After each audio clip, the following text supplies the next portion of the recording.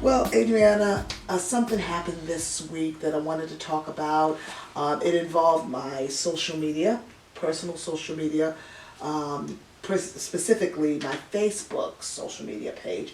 What happened was I posted a meme that I'd seen, and I reposted it. It was basically a joke about why what the Bible says about husbands, washing dishes. It was kind of a play on a verse.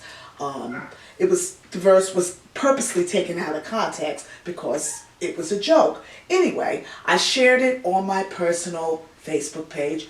Most people, pretty much everybody, all my friends, they liked it. Some people liked it so much they decided to share it. Well, there was one person, there's always one, who decided that it wasn't funny, and who took it upon herself to write me a dissertation.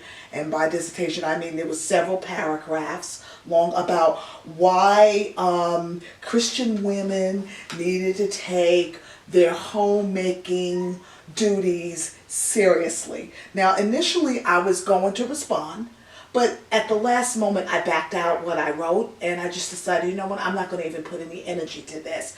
But I think it's unfortunate because this is not the first time that someone that I didn't know, and I didn't know this woman at all, okay, jumped on my personal page to basically chew me out and give me a lecture about Christendom and all that kind of stuff. And I just want to know, what do you think about that? Well, I think that a lot of people have very bad internet etiquette. Yeah. Jumping onto the personal page of someone that you don't know and leaving a rude comment is like the equivalent of overhearing two people having a conversation at the table next to you in a restaurant, right, and jumping in and criticizing them. Exactly. I mean, it's not nice and it's very inappropriate. Completely. And just because, and you've said this to me about conversations. Yeah, I mean, just because a conversation happens in a public space, yes, doesn't mean that everyone is invited to participate. That's right. I mean, this applies to the real world and the virtual world. And I like that analogy. I think that that gives kind of a concrete kind of a thought to this particular issue. Now, some people would say, well, you put it out there, it's basically, open season and people can kind of say what they want. But I think that there should be boundaries. There should be some rules. That's like me saying anytime I step outside of the house, it's open season for anybody to attack me. Of course, we know that people do get attacked when they leave their homes, but that doesn't mean that it's the right thing to do. No, it doesn't. People should not be able to attack other people, do bodily harm, or in this case, verbally attack people. That should not be an acceptable norm, don't you think? No, it shouldn't be. No. And I just think that if it's on your social media page and you don't like it, if you see something on someone else's social media page and you don't like it, what? Yeah, I mean, you should definitely just keep scrolling, particularly if it's someone you don't know in real life. Exactly. That's my 2 cents about that, and I just hope that kind of helps to elevate people as far as their social media etiquette skills are concerned. In other news, I recently read a story on CNN about a horse that was named in honor of Breonna Taylor. If you remember, Breonna Taylor is the Louisville, Kentucky woman who was killed in a botched raid, about a year or so ago. And this owner, who happens to be the attorney for the Taylor family, him and his wife owned this horse, and the wife, Janelle, thought it would be a great idea to name a horse in honor of Breonna Taylor. But of course, there were your naysayers who said that they didn't think that was, that they thought it was insensitive, I guess is what they thought. What do you think about that? Well, I think it's ridiculous that they think it's insensitive. I mean, I think that it's a very nice tribute that the lawyer and his wife made to Breonna Taylor. Right. I think it's a great way for them to say her name and to make sure that the tragedy of her death is not forgotten. Exactly. I absolutely agree. I mean, can you imagine a stadium full of people yelling, "Go Breonna, go Breonna Taylor," something to that effect? I really think it's amazing. So you'll always have your naysayers, but I actually thought it was a wonderful tribute to this young woman who's gone too soon. Well, we're going to take a break, but we'll be right back, so don't go away.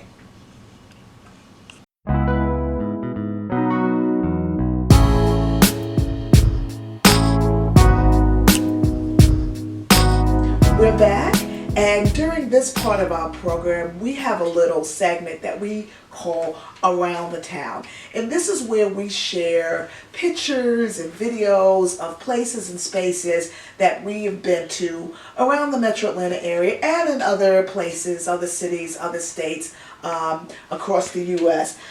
Today's Around the Town takes us to Waynesville and to Asheville, North Carolina. Waynesville and Asheville are towns in the western part of North Carolina, up in the mountains. And so this is our feature for this week.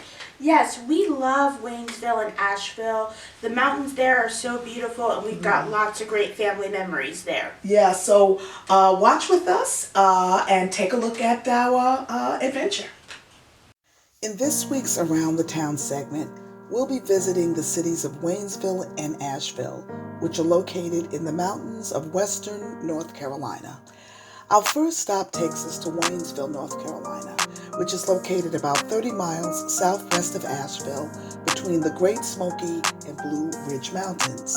One of our family's favorite traditions is to visit the Mass General Store on Main Street in downtown Waynesville.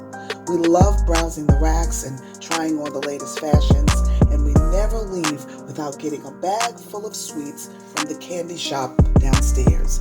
High mountain peaks surround the vibrant and friendly town of Waynesville. A variety of shops, artscapes, cafes, and restaurants make Waynesville a thoroughly enjoyable place to visit. After leaving Waynesville, we traveled east to Asheville and visited the Grove Arcade, also known as the Arcade Building, a commercial and residential building in the downtown historic district. We spent time walking through the shopping mall and looking at the merchandise in various stores. As we toured more of downtown Asheville, we saw that the city has an impressive art district with murals and other art features generously displayed around the area. Based on its recent protests, Asheville has also shown itself to be a city that embraces change and social justice. Before we left downtown Asheville, we had a delicious meal at 12 Bones Barbecue, a restaurant that prides itself on making everything from scratch. If you're looking for a city that's progressive, has lots of local culture, and great places to eat, visit Asheville, North Carolina. You won't be disappointed. We're going to take another little break, but we will be right back.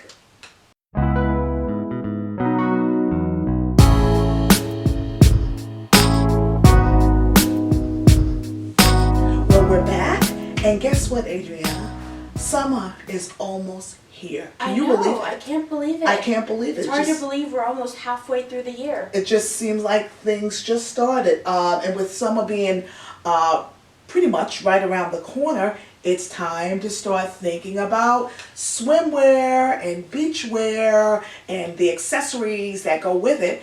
But before we get into that conversation, Adriana is going to grace us with some fun, obscure, but interesting, did you know facts about fashion. So hit us with some facts, Adriana. So, did you know that the most expensive swimsuit in the world is a $30 million bikini made out of diamonds? Ooh. It's 150 carats of D-grade Steinmetz diamonds set in platinum. Wow. Talk about bling, bling. I wonder what that must feel like. It must be heavy. Cold. and cold and uncomfortable. Doesn't sound very practical for the beach. Not at all. And you're setting yourself up for a robbery. Don't you think? I mean, really, you're setting yourself up for a robbery. And don't hug anyone unless you've got very good liability insurance. They will be scratched up. Absolutely, absolutely. Okay, so what else? What else do you know? Do you want us to know? So, did you know that swimwear used to be very heavily regulated by the law? In the 19th century, women were required to wear long dresses, pants, and thick black stockings, all three of those things together while they were swimming. And the women who didn't obey the dress code were often arrested and or fined. Wow. I got a couple of questions. Did the men have any requirements? Well, they had to wear a shirt, but that got thrown out of the window. That rule got thrown out pretty quickly. Of course it did. Of course it did. And even in the 20th century, when swimwear got a lot more revealing, many beaches still required women to wear stockings with their swimsuits. Wow. Talk about hot and sweaty. Yeah, I mean, like having all that nylon on your legs. I cannot even imagine. Just thinking about it and then makes they me get ripped itchy. and stuff. That's just so impractical. Yeah, the stuff that we had to wear. Oh my goodness. Okay, hit me with one more. Did you know fact?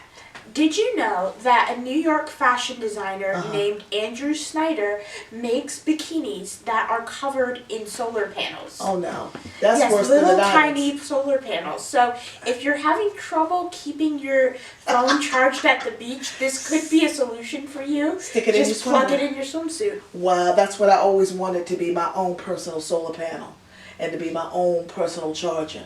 Not on my wish list. Wow. Well, Adriana, you never fail to you do not disappoint.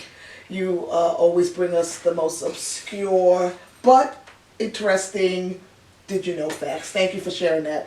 But now that we've talked about the obscure things, let's bring it back to the practical. And let's talk about how to choose a swimsuit that's right for you, that's flattering, and even some accessories that would go with it. Can you share with us some ideas about choosing a swimsuit? Yeah.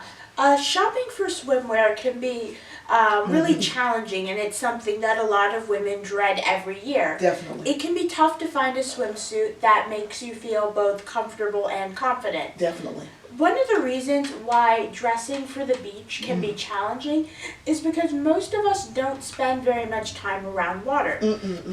When you're dressing for an environment that you're not usually in, I mean, sometimes we get this weird urge to wear the complete opposite of what we would normally wear. Yeah. We do something way out in left field. Yeah, you know. So can you explain that a little bit more, flesh that out? What do you mean by that? Yeah, so if you want to feel confident at the beach or pool, it's best to incorporate elements from your usual style into your swimwear. That makes sense. For example, if you really like to wear dark colors, buy a swimsuit that's black or navy blue instead of choosing some bright neon color. Yeah, that's... See, I've got this swimsuit right here, and one of the reasons I like it so much is because it's black, and which is one of my favorite colors. Exactly. So, now, what about, necklines and those kinds of things? Yeah, if you really have a favorite neckline, like you really like V-necks or boat necks, it's best to choose a swimsuit that has that same neckline that you like, because having familiar elements in a swimsuit will make you feel a lot more comfortable. Definitely. That makes absolutely good sense. Now, what about swimsuits for older women like myself? I mean, I actually have had this swimsuit for the last couple of years. I bought it from Penny's, and it cost more than I normally would pay, because usually I buy the cheap ones from Walmart, but I decided to kind of upgrade, and I like it because of all the nice patterns and because of the ruching, which kind of hides the lumps and bumps that I have as an older woman. So what do you think about women and older women in swimsuits? Are there rules for that? Well, I don't think it's so much age as it is your body type. Okay. I think that it's really a matter of looking at what areas of your body you want to highlight and which areas of your body you want to downplay. Okay, that's good. Sometimes you see an older woman wearing those like long tankini tops and pairing it with like a big loose swim skirt, and neither one of those things are bad on their own. Yeah. But when you pair them together, it's just really awful. Yeah. More fabric doesn't make you look any younger or any thinner. It just makes you look frumpy. Wow. So, there are a lot more swimsuit options. Can you talk a little bit about that? Yeah, there are so many more swimsuit options than we used to have. It used to be that you had basically two options. Your really boring one pieces and then your super skimpy bikinis. But there's a lot of middle ground now, which is great because it gives women with various body types more options. I love that. Let's switch gears a little bit and talk about cover-ups. That's something, and to be perfectly honest, I never really thought a whole lot about cover-ups. I would just kind of get a pair of shorts. There's these shorts that I have. I didn't bring them out here because they're a bit embarrassing. They look like prison shorts. They're black and white, vertical, you said that it was, these tiny prison shorts. So anyway, but I really haven't thought a whole lot about cover-ups. I just sort of just threw on a pair of shorts. What suggestions do you have for that? Well, I think that looking in your closet for a cover-up is not a bad idea. Right. Because a lot of cover-ups that the stores are selling are really just relabeled regular clothes. I mean, for example, if you already have a nice oversized shirt or a wrap dress or a cute skirt, you don't need to purchase something that's labeled cover up and spend unnecessary money. Yeah, I think you're right about that. When we were talking about this and preparing for the show, I went into my closet and I actually found things that I didn't think about that I could use for a cover up. And you were saying this, wrap sarong would be a great way, a great cover up. You just kind of tie it. It's enough material, as you can see, to, wrap it around your waist and tie it in a cute little way and go on about your business. Yeah, I mean, if you've got a nice scarf or a shawl that's a nice thin material, you can absolutely use that as a cover up. Yeah, and I found this. This was a wrap dress. That's been in my closet that I've worn from time to time. But I saw something similar to this in the Walmart for about $25. But why buy another wrap dress when you already have a wrap dress? Yeah, I know. So great way to save money, just to kind of look and see what you already have. Then I have this. This I actually did buy. This was the scam for me, because I never buy anything with cut-off sleeves or with no sleeves and a hood. It was one of those things that said cover up, and I fell for it. And this might actually work for someone else. I actually hate this, but if you love it, I'll put it on Buy Nothing, and you have at it. You can have it. But anyway, yeah, I think those are really good ideas as far as swimsuits and options and choices and cover-ups are concerned. And I hope that this kind of propels you forward as you go to pick out your swimwear and your beachwear for the summer. Well, we're going to take another break, but we'll be right back. Don't go away.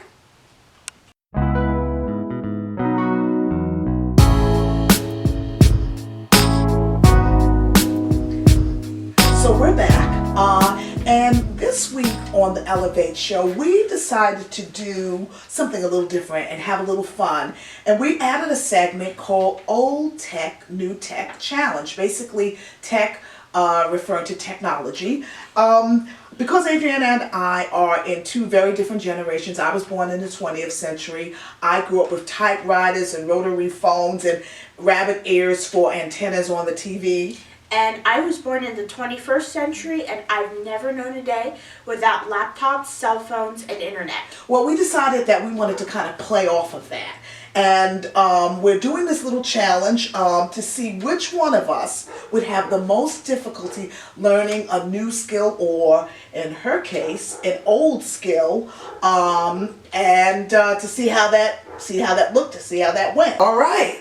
So today I'm choosing to make my famous macaroni and cheese, which I normally would make, start on top of the stove and then of course stick in the oven to finish cooking.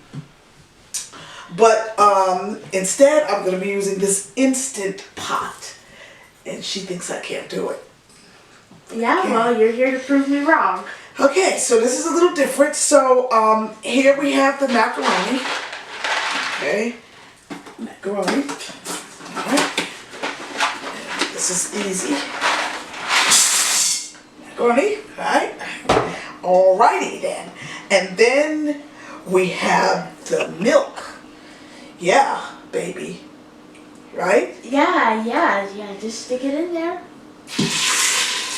Alright, and that's 2 cups and then a 3rd cup. Alright. Now what I normally put in my, of course, macaroni and cheese would be cheddar cheese. This is, Yeah, because then it would just be macaroni. oh, you know what? You need to be, you weren't beat enough. You weren't spanked enough. That's the problem. Because you say awful little things today. Well, I mean, it's You too don't have late to now. fear. I'm 19 now, so Okay, well- I'm a lost cause. Well, maybe not. Maybe not. I think I am.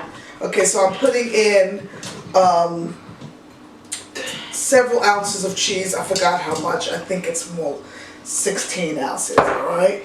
And then I add in my cream cheese. And this is 8 ounces of cream cheese. Yep. Alrighty then. Oh, isn't this wonderful? Not really, but it will be wonderful.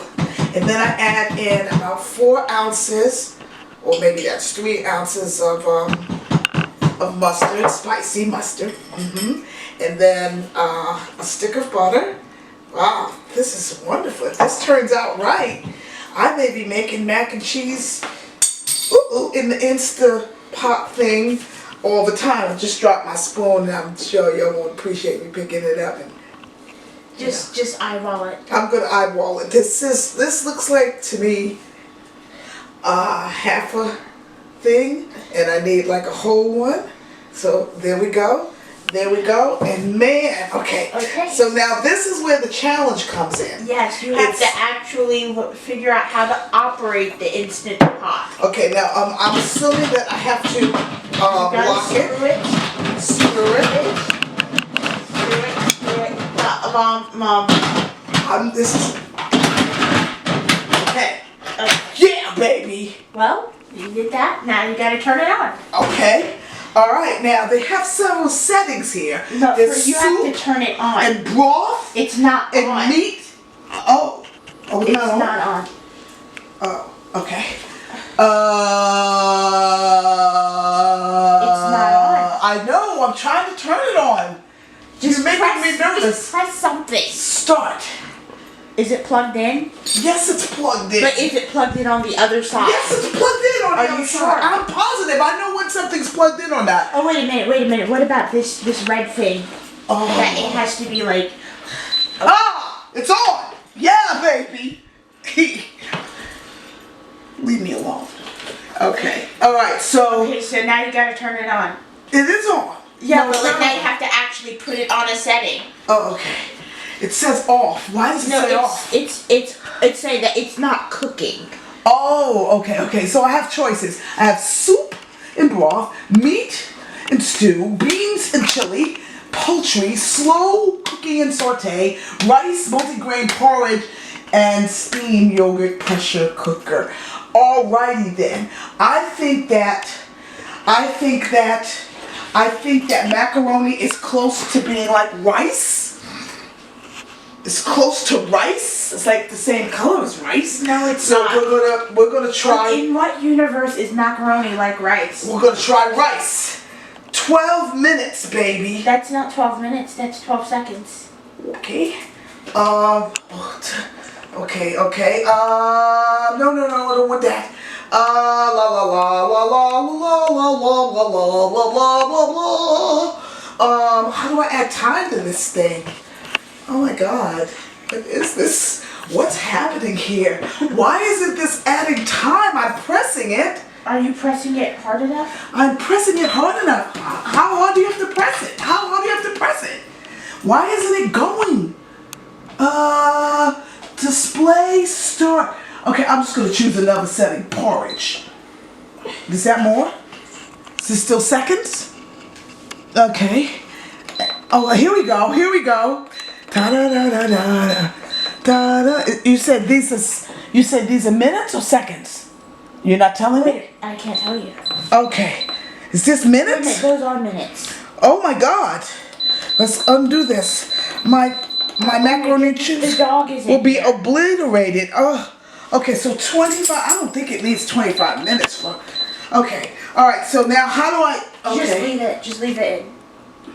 Do I leave it? Yeah, just leave it. Do I leave it? Yeah. You're not telling me anything. I don't need your help. It's on. Is it starting? Okay, so now you're not done yet. Okay, I'm not done. What you have to do is figure out. What I have to do is figure out what. I'm not going to tell you how to do it, but you have to set it so that the steam comes out. Set it so that the steam. So steam comes out the top. Okay. Am I close? Yeah, you did it. You did it. I did it? Yeah, you did it. Okay. So now you just have to wait. But nothing's I don't hear anything. No, it takes a while for it to warm up, but it's on. It's on? Yeah, it's on. Okay. it takes a while for it to warm up, just like regular water on the stove. Well, in just a little bit, this is going to be done. I guess it's sort of macaroni and cheese, don't you think? So what? It's a little soupy. So what? The macaroni feels like kernels of corn. So what? You know, it's all in the name of learning technology. Boy, that's a workout. Well, what do you think? Well, it is macaroni and cheese. I know what it has macaroni. It has macaroni and it has cheese. Maybe I'll chase something. It's so tasty too. Is it? Very flavorful. Adrian, you should taste some. Let me taste it. Just in a. Yeah, this is pretty good. Just in a soupy kind of way. Yeah. Yeah. So moms, rock and roll. Just this week. We're gonna take another short break, but we'll be right back.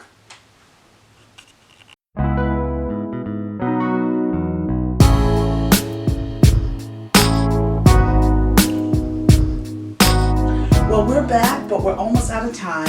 But before we go, Elevate wants to give you a chance, an opportunity to be on our show, and here's how you can do it. We want you to share your story with us about how you have enhanced or elevated your life or the life of someone that you know. And it could be a variety of things. It could be that you beat cancer. It could be that you kicked that smoking habit. It could be that you lost a bunch of weight. Any and all of those things are great stories to share. It could even be that you started that business, that side gig that we talked about a couple of weeks ago. What we want you to do is share your story with us, and you have the chance to be featured on the In the Spotlight segment of our Elevate show.